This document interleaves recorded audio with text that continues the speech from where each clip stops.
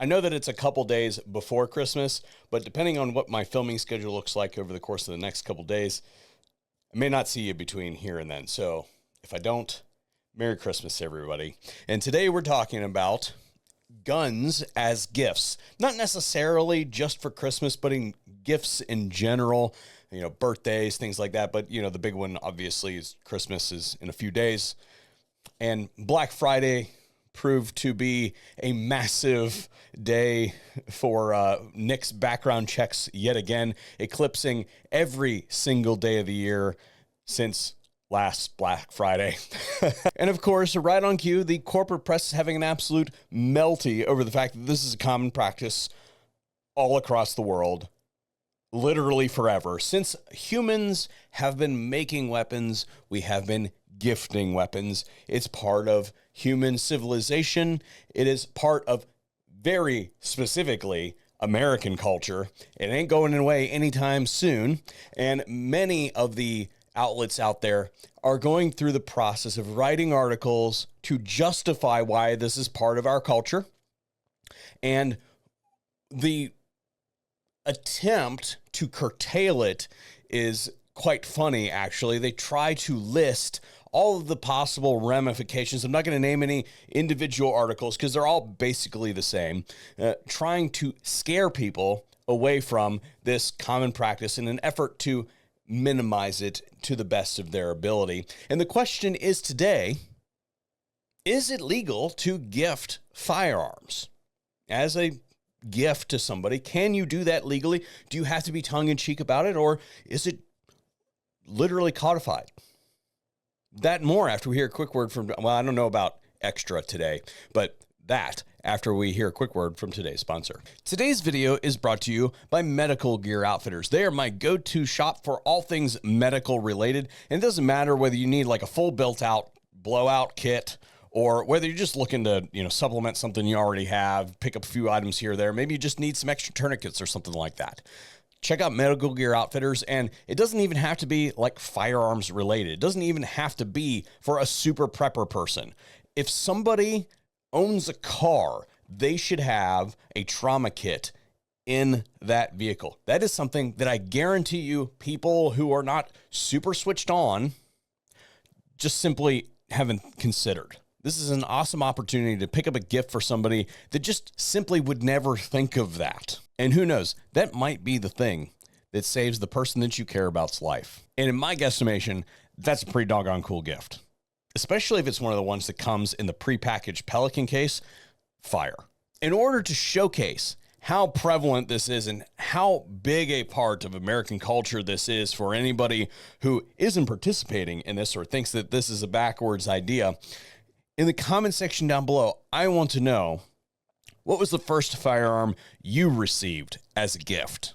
And I know that some people are very hesitant to talk about their firearms ownership and stuff like that. I sort of get where they're coming from, but I put a lot of what I have on the internet, so I know that I am in a very special case. But to break the ice, I'll go first, and I'll tell you a real quick story.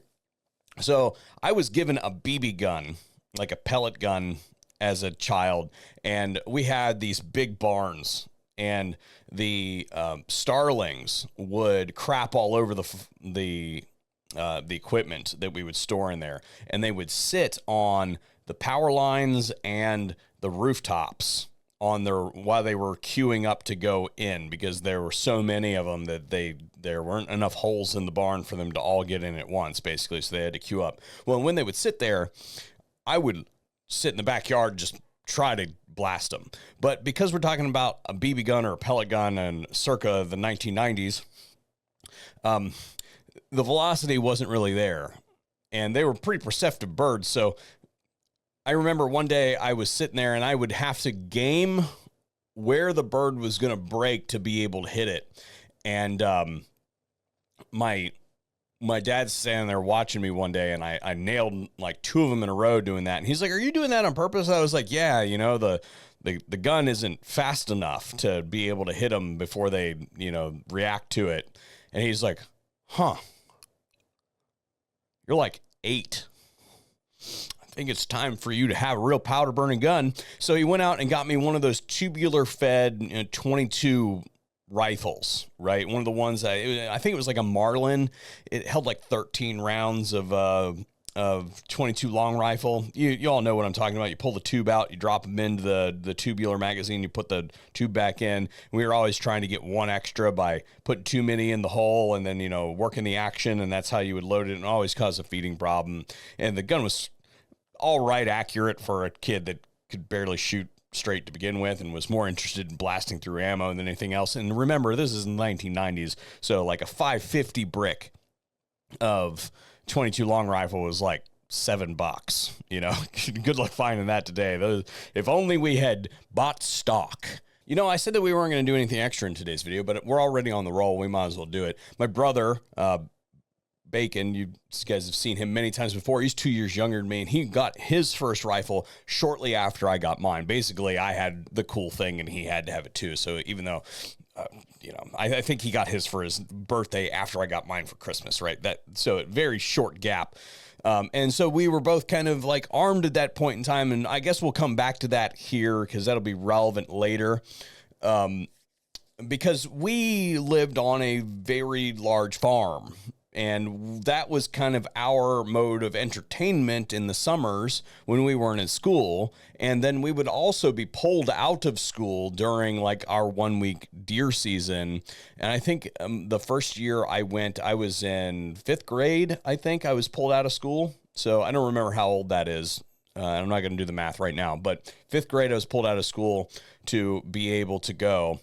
And then the high school around our area literally doesn't have school that week, or didn't back then. I don't know if they do anymore. The communists have taken over, probably have school now. But regardless, I guess what I'm saying is that from a very early age, I and like literally all of the neighborhood, you can't hit the next property with a 50 cal neighborhood. All of the neighboring children, we'll put it that way, were the same story. Joe and Jake and their brother and sister always had cooler guns, though. Well, who's got cooler guns now, huh? Well, that was a delightful tangent, and I apologize to those of you who did not appreciate my stories, but it looks like I will make my time for monetization in this video after all. So there you go. Let's start with the kids' stuff. So is it legal to purchase someone who is under the age of 18 a firearm as a gift? As in somebody who cannot purchase the firearm for themselves, can you purchase them a firearm as a gift if they're under the age of 18? That sounds, when you word it that way, that sounds like it runs contrary to what the 4473 says. But in fact, a bona fide gift to a child is permissible by law. And again, I'm not an attorney, so do not take this as legal advice. However, if you go on ATF's website, they got it right there. It is not the fact that they can't purchase the firearm by themselves. It's whether they are able to possess the firearm. Now, there are some caveats there when it comes to handguns and things like that. They have to have written permission in many locales to be able to possess handguns from their parents. There are some control mechanisms in there, but buying little Timmy a 12 gauge, although if he's a young kid, maybe you should start with a 20 gauge or a 410. Totally cool, totally fine.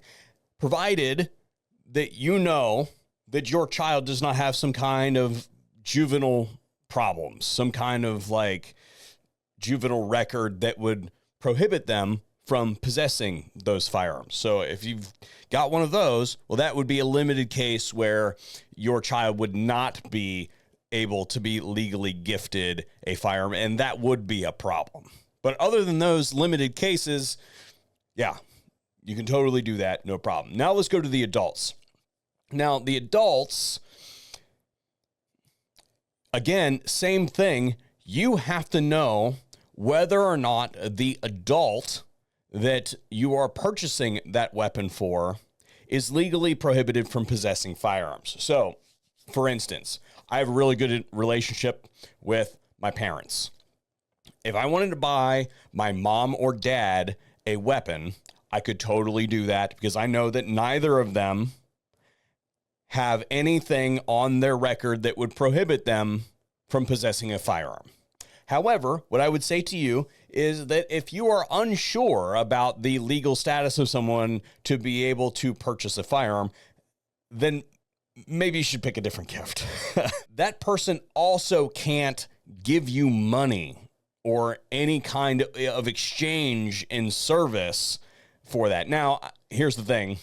You go to a Christmas gathering and you give, your brother a gift and he gives you a gift. That is not considered an exchange, right?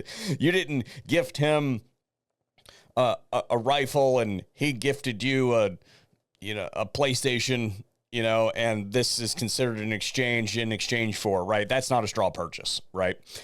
However, what I would say that is actually a pretty decent idea, and this comes from the NSSF, is that you might consider a gift card, because then they can make sure that they get the gun they actually want. Now, that idea was initially fielded by the ATF, that you should get people gift cards in exchange for like handing people's guns out. I understand the control mechanism behind it, but as far as the NSSF spin on it, I kind of jive with that, because look, I could probably buy my brother a gun, and I can probably buy my dad a gun, right?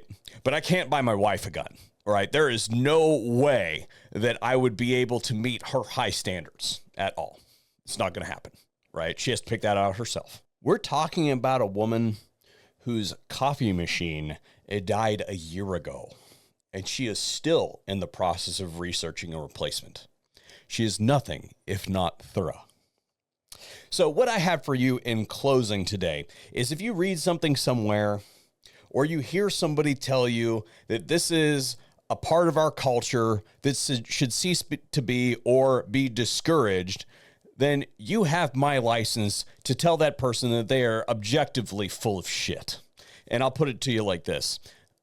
I have nieces and nephews, and I already know, I've already been read in that I'm expected at some point in time to gift them a weapon.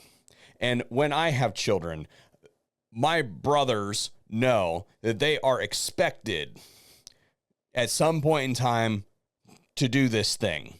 If my dad doesn't beat them to the punch, America is America. And if you don't like it here, then you can go somewhere else.